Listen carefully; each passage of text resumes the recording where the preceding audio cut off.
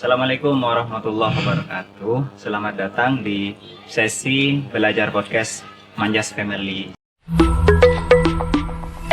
Audio Jungle. Sekarang kita kedatangan Kak Dafa. Hai Kak Dafa. Ya, saya juga. Kebetulan Kak Dafa ini aktif atau selalu punya rutinitas di dunia kepramukaan. Kepramukaan. Kak Dafa, sekarang kita mau belajar tentang kepramukaan.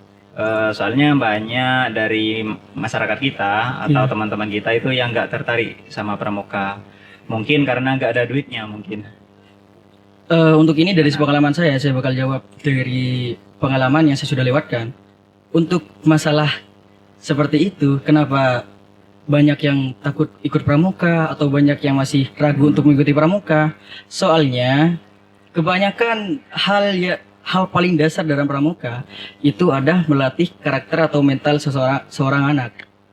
Dari situlah kebanyakan para pembina yang salah untuk melatih dan mengawasi mentalitas anak-anak yang lain.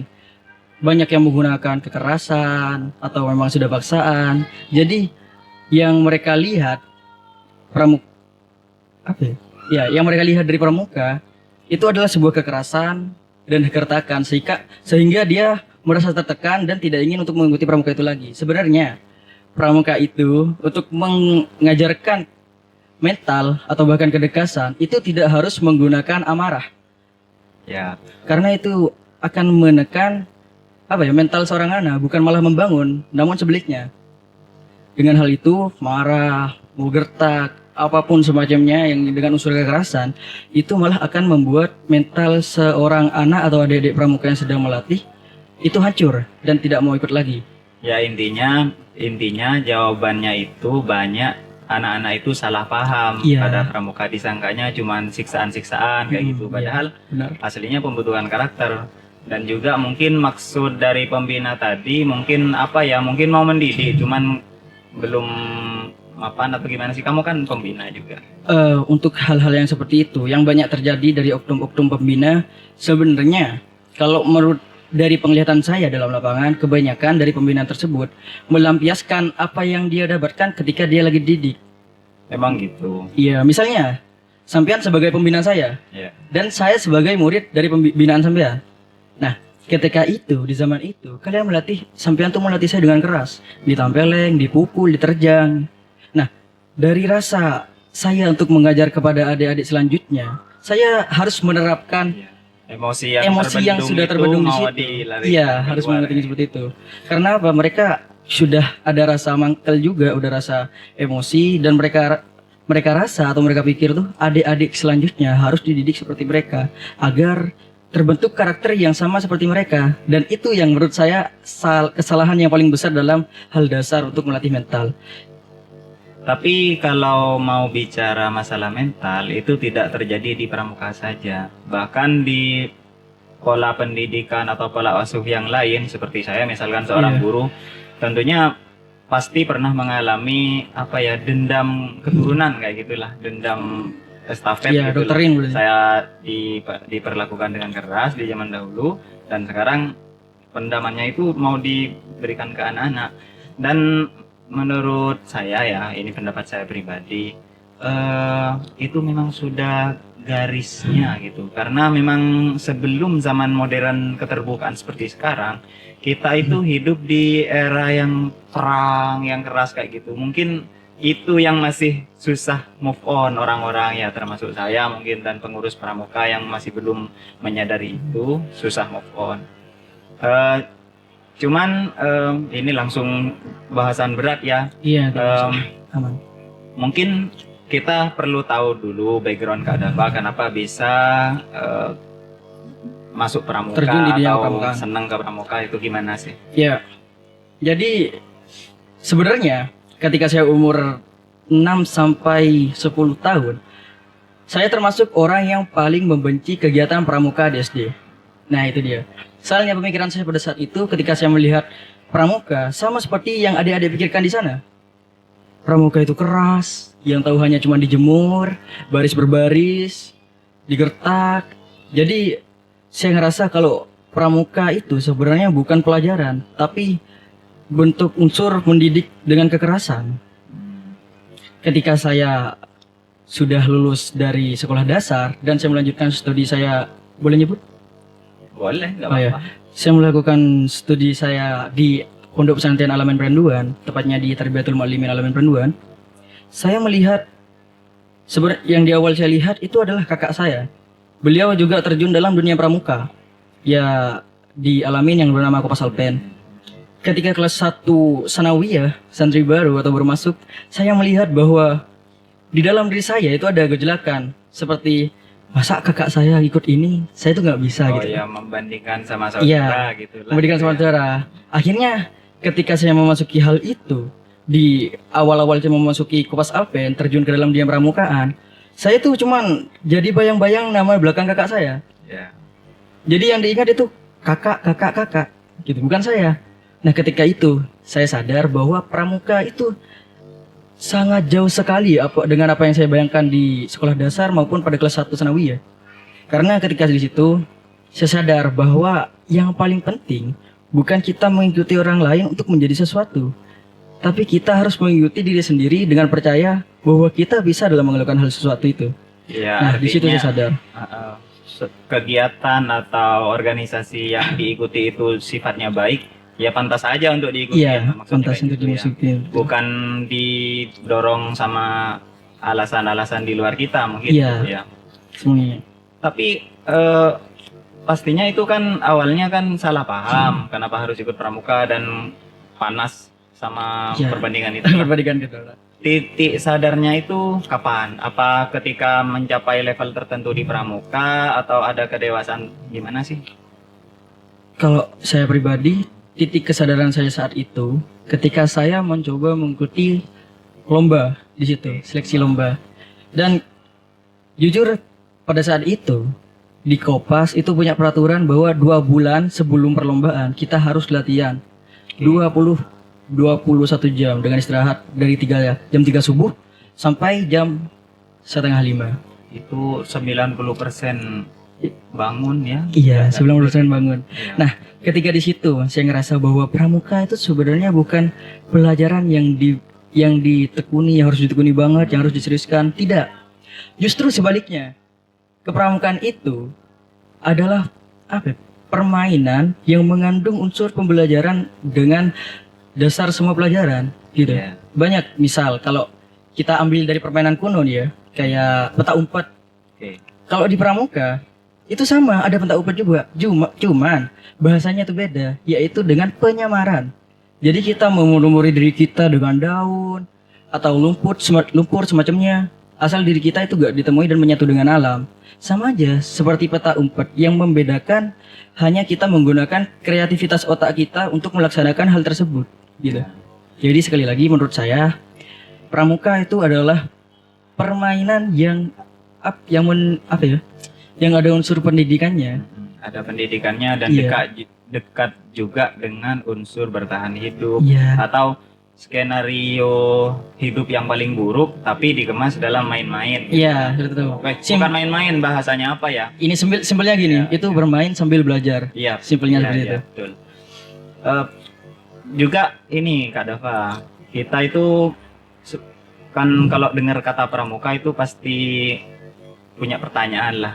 Iya. Dan pertanyaan itu kan tadi dijawab ada kayak kurikulumnya, ada Iya. pakemnya kayak gitu.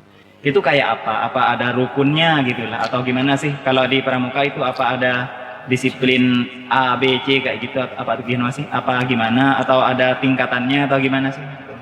Kalau di tingkatan pramuka itu ada. Nah, makanya saya jelaskan tadi apa ya? Setiap pembina pramuka atau kakak pramuka yang mendidik itu harus tahu ngelihat karakter. Atau gini. Iya, ada yang Kalau misalkan aku pengen ikut pramuka nih, iya, misalkan itu aku diapain di fase awal gitulah. di fase awal. Iya, ini blank banget, nggak tahu apa-apa tentang Oh, pramuka. Oke. Terus aku masuk, dibina sama Kak Dava. Jadi Nanti aku diapain? iya, selama- posisi memang tidak ada basic kepramukaan Iya, atau yang lain iya. ya. Nol. Oke. Dan sangat pemalas misalkan. Ya. Hal yang pertama ketika kalian memang masih belum ada mendapatkan ilmu pramuka dan baru pertama mau ikut pramuka, hal yang pertama yang bakal saya lakukan sebagai pengalaman saya sebagai pembina, hal yang pertama saya lakukan itu adalah mengenalkan apa itu pramuka dan gimana cara kalian mengatur semuanya. Karena apa ya? Seperti yang tadi, hal paling dasar di pramuka itu adalah latihan mental. Jadi ketika kalian sudah mau masuk dari nol, nah pembina itu harus tahu bagaimana cara melihat karakter adik-adik yang lain gitu. Oh iya. Iya. Tapi secara praktek nanti ngapain? Apa kegiatan terjauhnya lah, misalkan harus bisa push up atau gimana sih? Apa mungkin ini salah paham gitu? Oh, ke enggak, pramuka? sebenarnya Gimana sih? Misalkan pertama diajari itu- senam atau gimana Enggak. gitu? Itu enggak harus diajarin senam, enggak ada seperti itu. Apa? Jadi hal yang pertama yang kalau saya hal pertama itu gak ada praktek. Jadi memang full untuk mengenalkan apa itu pramuka, dasa dharma, trisatya, kayak tepuk pramuka dan semacamnya. Iya, iya. Yang mungkin yang harus diutamakan dalam hal itu yaitu kedisiplinan. Kalau nggak disiplin, diapain? Ada ya bukan dihukum istilahnya, disadarkan lah dengan apa itu biasanya. Biasanya kalau kalian baru awam, kedisiplinan itu jika kalian tidak disiplin, kalian akan disadarkan dengan banyaknya wejangan. Oke. Seperti kalian kalau kayak gini disiplin harus gini. Pas jadi banyak motivasi kakak-kakak pembina yang bakal kalian dapat di saat kalian tidak disiplin di hari pertama. Gunanya untuk apa? Untuk apa ya? Untuk menciptakan kesadaran dalam diri kalian. Oh, kakak saya sudah ditunggu kakak pembina, mungkin kakak pembina sudah mungkin saya sudah Iya, disiplin seperti itu. Jadi menurut Kak Dava sendiri, kira-kira ya antara orang yang tidak ikut pramuka dan yang ikut, kedisiplinannya itu jomplang jauh atau tergantung orangnya atau gimana sih? Kan pastinya pramuka itu dilaksanakan, dikerjakan karena mungkin ada sesuatu yang diharapkan atau menjanjikan lah. Oh iya. Kira-kira sejauh pengalaman Kak Dava itu efektivitasnya seperti apa? Ya, yang jelas pasti efektif. Saya percaya pasti efektif gitu. Oh, dalam hal kedisiplinan. Ya. Nah, Iya. sepengalaman saya ketika saya juga masih menjadi anggota dulu, dalam kedisiplinan itu apa ya? Efektifnya tuh juga terbawa keluar.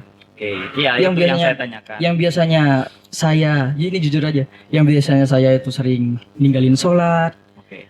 yang sering nunda sholat, bahkan tidur malam, nggak tepat waktu berangkat sekolahnya.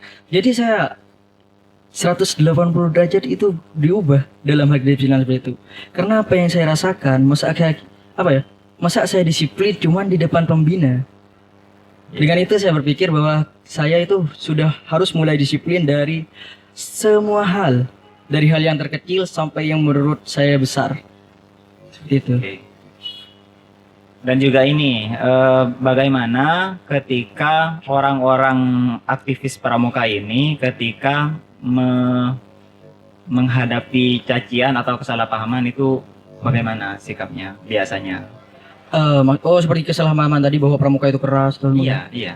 Itu tidak jarang cerita di masyarakat yang melihat pramuka itu sebagai negatif simbolis gitu. kekerasan. Iya, gitu. agak keras. Padahal ya bagus sih gitulah. Ya menurut yang paham sih bagus gitu. Ini kalau tanggapan saya pribadi Iya, ya. tanggapannya. Mungkin kalau memang ada yang mau nanggap yang lain bisa di komen aja. Ini tanggapan saya pribadi ya. Ketika saya mendengar hal-hal seperti itu, kayak misal, oh pramuka itu keras, tahunya cuma dijemur, ntar jadi hitam, Iya, iya. semacamnya kan. Tanggapan saya, biarlah mereka tuh mau ngomong apa, gak apa-apa. Sedangkan apa ya, yang saya rasakan tuh berbeda. Ketika saya mengadakan penarikan anggota atau menjelaskan apa itu pramuka, saya jelaskan dengan sesuai apa yang saya rasakan seperti sekarang gitu. Ya terbuktilah bahwa Terbukti. itu mendidik ke kesadaran Iya, kita kesadaran sendiri diri gitu. kita. Kalau memang kalau memang adik-adik yang ingin masuk pramuka itu menanggapi bahwa pramuka itu bagus, saya akan mendidik sesuai dengan apa yang saya bicarakan. Bahwa kayak kita harus melatih mental itu tidak perlu dengan kekerasan, bahwa pramuka itu adalah permainan sambil belajar. Saya akan didik sesuai dengan apa yang saya katakan.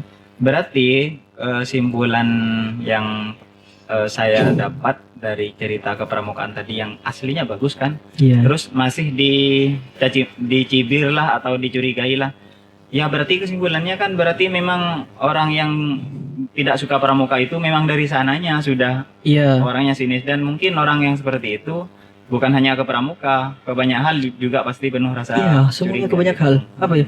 Bukan cuma pramuka yang dapat Iya, hal-hal betul. negatif seperti itu. Banyak terutama ya kayak kasus-kasus apa ya, Iya. sebelum hari-hari ini kan Mm-mm. ada beberapa Beredar. organisasi instansi yang ya cukup panas lah gitu. Iya, Kita melihatnya di internet. sebenarnya kalau kayak gitu jawabannya ya. Iya.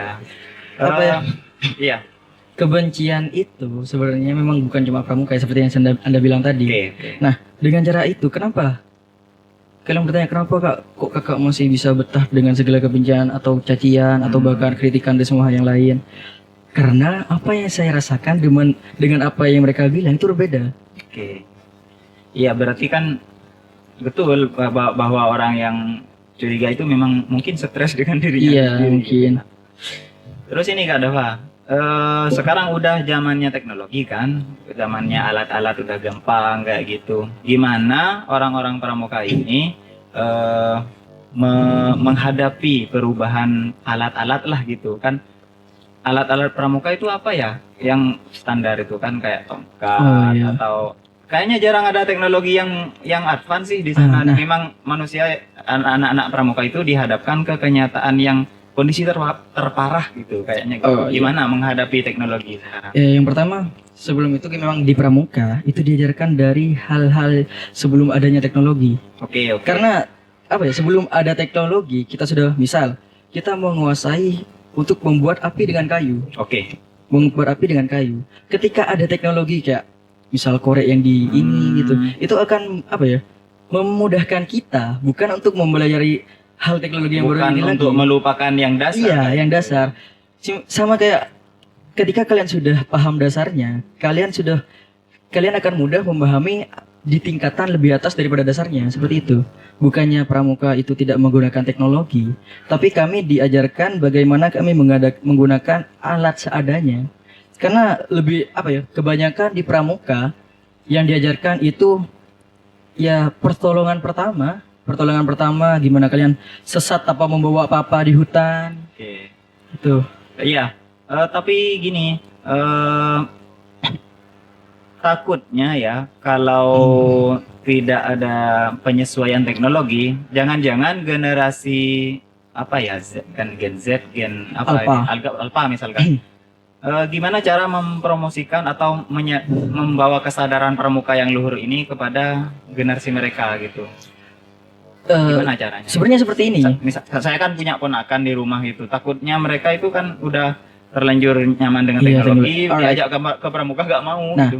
Itu yang saya bilang tadi, bahwa di pramuka itu diajarkan hal dasarnya terlebih dahulu. Oke. Bukan kami tidak mengajarkan menggunakan teknologi lanjutan, cuman kami mengajarkan dasar hal tersebut sebelum ada teknologi kayak api tadi. Nggak cara ngajaknya gitu. Misalkan aku duduk sama ponakanku. Nah, itu praktek, Pak, sebenarnya. Itu praktek. Oh, langsung tak Iya. contohin gitu ya. Sebenarnya kita membelajarkan teknologi itu sesudah kita membelajarkan hal dasar. Oke. Misal saya sedang camping tidak membawa apa-apa, dan saya otomatis harus menggunakan hal yang ada dong, ya kan? Iya. Yang ada di alam sekitar. Nah, ketika kita sudah bisa atau lolos menggunakan hal dasar tersebut tanpa teknologi, baru mungkin di next pelajaran atau next materi kita akan diajarkan cara menggunakan teknologi terkini. Iya, ya korek modern, Iya, korek juga modern, HT, iya, apa ya, HT seperti itu. alat komunikasi itu Alat bisa saja dipakai Iya. sebetulnya. Cuman mempelajari apa itu Morse apa ya, yang sandi. bendera-bendera Iya. kayak gitu. Morse, Aku sering semafor. lihat soalnya. Nah, karena itu diajarkan karena biar kalian tidak terlalu bergantung kepada teknologi yang ada. Bukan kalian tidak boleh menggunakan teknologi. Cuman ketika teknologi itu tidak ada hal yang mungkin bisa menyelamatkan kalian. Iya sih. Seperti itu. Karena apa ya, kalau kata orang fisika lah, orang elektro itu Iya. sebetulnya teknologi ini sangat rapuh. Listrik mati aja udah Ya udah kan semua. kacau semuanya. Iya. Kalau mungkin orang yang paham menggunakan tungku, mereka akan masak nasi dengan tungku. betul. Iya kan? Nah, seperti itu. Orang yang paham dasar dari teknologi itu. Mungkin itu ya yang jadi motivasinya Pak KDM misalkan Oh, iya. mendirikan barak kan, Iya. barak pramuka akademi militer itu mirip-mirip lah Iya. kayaknya sih. Mirip-mirip memang. Dan terakhir Kak Dava, Iya, right. bagaimana pandangan Kak Dava pramuka di 2045? Kalau pembadangan sepenglihatan saya atau sepengalaman saya dalam pramuka 2025 ini, 2045 Iya. di masa depan gitu. Iya. Apa udah gak ada pramuka atau gimana sih? untuk sekarang sebenarnya di luar minat, Oke. di luar minat, maksudnya dalam kemampuan atau hal apapun itu sudah jauh menurun dari ya bisa dibilang tahun-tahun sebelumnya lah. Nah itu yang saya pertanyakan Iya. dari tadi. Tahun-tahun Kenapa dan sebelumnya. gimana nanti orang-orang pramuka melihat pramuka ini gitu lah. Ya, alasannya pramuka dalam tahun ini menurun Oke. sesuai dengan yang saya katakan tadi, Oke. bahwa pandangan orang dalam pramuka itu adalah sebuah hal kekerasan, dijemur gini. Jadi ya sampean tahu lah zaman-zaman sekarang bahwa murid di ini telinganya aja ngelapor ke orang tuanya datang gitu Iya itu marah-marah. umum di mana-mana. Iya. Bahkan apa ya sampai bisa dipidanakan gitu Nah. katanya. Makanya mereka melihat pramuka itu sebagai simbol kekerasan dalam pendidikan. Iya iya. Dan itu yang salah. Sebenarnya bukan salah dari salah dari adik-adiknya atau anggotanya, tidak. Itu yang dipermasalahkan menurut saya ya. Mohon maaf kalau memang ada yang menyinggung. Menurut saya itu yang harus dipermasalahkan itu adalah pembina atau pengajar dari Nah. pramuka tersebut. Anda berarti. Iya, saya merasakan bahwa yang saya ajarkan ketika saya pertamanya kali nyampe di sini, saya kan samakan dengan didikan saya yang dialamin. Ketika itu saya sadar bahwa dimanapun maupun di luar negara atau di mana, cara mendidik secara mental atau karakter itu berbeda jauh. Iya sih. Iya. Ketika saya dialamin, saya ditendang kayak dijemur atau semacamnya. Kalau saya praktekkan di sini, Ini nggak usah disensor ini. iya, aman Ditendang. nggak? Aman. Ketika saya mungkin saya akan praktekkan di sini, jangankan saya nampil yang anggota. Ketika saya menjemur, mau taruhan apapun besoknya itu mungkin mentok 5 orang yang datang. Karena apa? Mereka sudah tidak ada rasa kesenangan dalam pramuka, gitu. Sedangkan seperti yang saya katakan tadi, bahwa pramuka itu adalah permainan yang mengandung unsur pendidikan. Pendidikan. Simpelnya, Heeh. Ya maaf ya, aku motong karena ya, istilah silakan. tendang dan nampar tadi. Sepertinya saya terpanggil untuk membagikan sedikit yang saya ketahui. Oh ya, mungkin seperti itu. Sebetulnya masalahnya itu tidak terletak di perilaku nendang dan nampar atau mencaci makinya ya. Tetapi menurut saya ya sebagai orang yang cukup mengalami banyak hal lah gitu. Ya.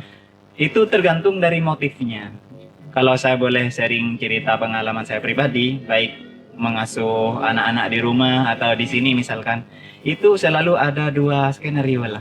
Skenario pertama, marah atau tindakan saya itu diinisiasi oleh kebencian gitulah. Oh, dalam diri. Dan endingnya itu menambah masalah baru.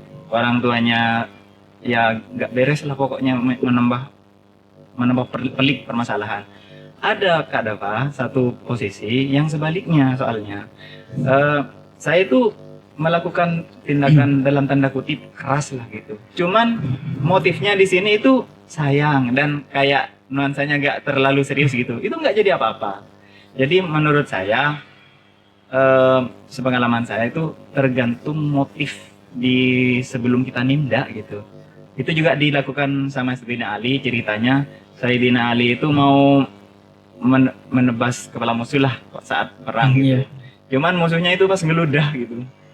Pas Sayyidina Ali itu nggak jadi menindak si musuh ini. Ditanyain sama Rasulullah kenapa nggak jadi nebas gitu. Karena dia ngeludah. Kalau dia nebas nanti Sayyidina Ali itu nebasnya karena marah, karena ludahnya gitu. Oh, Bukan ya. karena Allah gitu. Ya itu menurut ya sedikit jadi lah, kan- sedikit gitu tentang itu. Ya, itu memang benar. Makanya saya Oke. di awal itu saya bilang, pembina itu harus memahami karakter setiap anggota. Karena apa ya? Gimana? Bukannya harus membedakan, cuman setiap orang memiliki Emang beda, Iya. beda dan punya kebutuhan yang berbeda Nah. gitu. setiap orang itu memiliki mental dan pikiran yang berbeda. Kan saya bilang makanya pembina tuh harus pintar-pintar membaca karakter seorang anak. Memang misal ini sampean sebagai pembina melihat saya, oh ini mentalnya kuat. Jadi kalau meskipun ditendang, ditempel sebenarnya itu masih bisa. Dan ini si A ini mentalnya penakut, kurang. Jadi di situ kami sebagai pembina itu harus memutar otak bagaimana ilmu yang didapatkan sama dengan cara didikan yang berbeda. Oke. Berarti kemungkinan 2045 ini pramuka akan tetap lestari gitu ya. Karena itu kebutuhan dasar manusia Iya. lah gitu. Karena apa ya, semua hal yang dasar itu ada di pramuka semua. Misalnya pertolongan pertama, Oke. atau saat kita tersesat, kita nggak tahu makanan, misal kita nggak bawa apa-apa, memang cuma baju, pakaian, atau sama nyawa doang yang kita bawa. Oke. Kita harus makan apa itu nggak tahu. Gitu. Hmm. Karena ya seperti tujuan pramuka. Sebenarnya pramuka itu dibuat untuk apa ya? Secara singkatnya itu memberi pertolongan pertama kepada masyarakat. Iya. Seperti itu gunanya. Jadi kesimpulannya ya teman-teman penonton semuanya, buat yang masih takut ikut pramuka, coba ditanyain dulu kepada pengurus pramuka setempat, itu gimana kok kelihatannya gitu dan aslinya apa. Mungkin segini dulu ya, Iya. kita terbatas Dalam waktu banyak juga hal ya. gitu, dalam waktu gitu. Mohon maaf atas segala kekurangan dan kesalahan. Ya. Semoga obrolan kita ya pasti ada manfaatnya lah, insya Allah lah ya. Oke, Kak Deva, makasih. Terima kasih di podcast perdana di tahun 2025. Alright. Terima kasih juga. Terima kasih banget lah juga udah ngundang saya ini. Gak ada apa-apanya ini. Iya. Mungkin saya punya pesan kepada penonton yang di Oke. satu pesan saja yang mungkin bisa insya Allah berguna. Pasti berguna sih. Percaya kepada diri sendiri kalian. Itu aja. Kalau kalian memang bukan dalam konteks pramuka, dalam semua hal. Ketika kalian sudah terbiasa munggung di belakang orang, ikut orang, kalian ketika tidak ada orang itu, kalian pasti bingung arahnya itu kemana. Ini saya nggak ada, misal, saya nggak ada Pak Heder, jadi saya bingung mau kemana. Soalnya kalian sudah terbiasa untuk mengikuti orang. Iya. Jadi jadilah diri sendiri aja. Tuhan menciptakan roh pada kalian, tubuh pada kalian, itu untuk kalian menjadi diri sendiri. Dunia ini film. Sebenarnya dunia ini adalah alur cerita dalam film yang peran utamanya itu diri kalian sendiri. Jadi ingat sekali lagi, jadi diri sendiri. Ya, betul. Seperti yang Kak Dava barusan katakan, dengan menjadi diri sendiri, bertanggung jawab atas semua konsekuensi, itu akan sangat meringankan Alright. hidup. Udah ya, semuanya. Makasih semuanya penonton. Bye-bye.